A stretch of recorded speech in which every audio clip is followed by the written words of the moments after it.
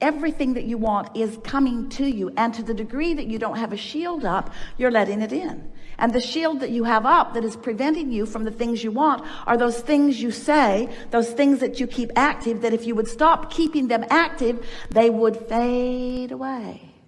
Better. They would fade away. They will not continue to be active in your vibration. So that's the key. You got to care enough about how you feel that you don't say the things and think the things that aggravate you. So isn't that wonderful that you've got a guidance system that shows you when you're doing that thing you do that's keeping you from what you want? Fear says you're clogging the path. Anger says you're clogging the path. Frustration says you're clogging the path, not as much as with fear, but it's clogged a little bit. In other words, path of least resistance is a clear path. The path of least resistance is a path of joy, a path of fun, a path of eagerness, a path of passion, a path of clarity. Those are the emotions that you're reaching for. And you just have to stay focused long enough to produce those emotions in you when it's easy. And we're telling you, it's easier at the first part of the day.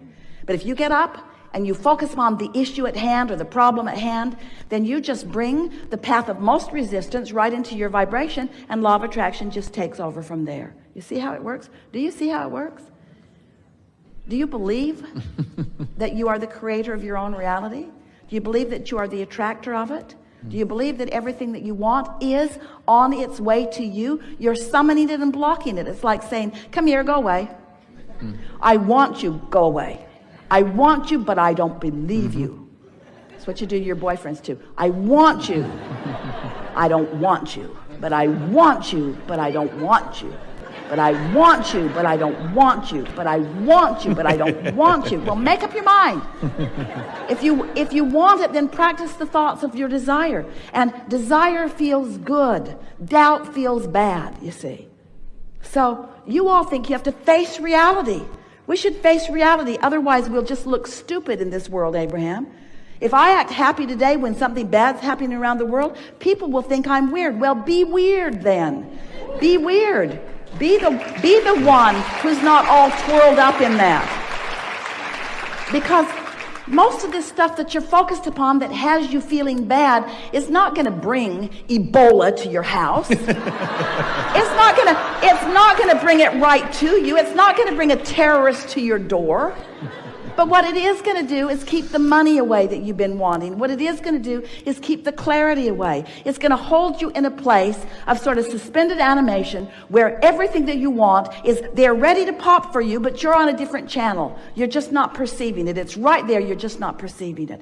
And you know that because you've had the glorious experience of being on the wavelength where you got the idea. So how do these vibrations turn to the manifestations that you want? How does it happen? It comes vibrationally, and you are the interpreter of it, just like what's happening with Esther right now. We're offering these blocks of thoughts. It's like she's hardwired. She's interpreting the blocks of thoughts in a seamless way. The thoughts are occurring to Esther in real time as we are presenting the blocks of thought to Esther. She's receiving them real time, and that's what happens to you. You get an idea. Esther has begun really wanting and doing a pretty good job of acting on inspired thought in the moment that the inspired thought comes. When she gets a thought about calling someone, she calls right then. She doesn't write it down and put it on the list that she'll get to. She used to have a list, things to do today that really matter, things to do today that I might get to and I might not, things to do tomorrow if I have time, things that don't matter to me very much. And we say, all of those lists are irrelevant. Don't keep long lists of things that you think that you're going to get to. You are powerful in your now. Your path is unfolding now. That would be like you're walking down this path and it's a long drop off. And you're walking and you know where you want to be, and you have the impulse, I should go that way, not that way. And then you say, I'll make a note of it and tend to it later. No, don't write it down. Tend to it now. Put your foot where it belongs. But the other thing that we want to say to you is that the path is coming to you. It's not a path that you're trying to discover. The path is at your feet. The question is, are you in the right vibrational vicinity so that you can see the path? Are you getting the impulse? How do these manifestations occur? The first manifestation that indicates your point of attraction, the first manifestation is your emotion. Your emotion. What could be a bigger manifestation than the way you feel? Really, when you think about it. Is there any bigger manifestation than the way you feel? And it's instantaneous. It's right here, right now, letting you know, how does this thought fit with who you really are? And if you feel anything less than wonderful, this thought right here and now does not fit at all. What's the next? What's the next manifestational evidence? Ideas start to occur to you. Ideas, thoughts. You start getting thoughts. You start getting our thoughts. You start getting thoughts. Now, we know where you are and we know where you want to be. But where you want to be, you're going to block. If we told you where what you want is right now, most of you would not go there. You'd have 15 or 20 reasons why you're not going to do that, not right now.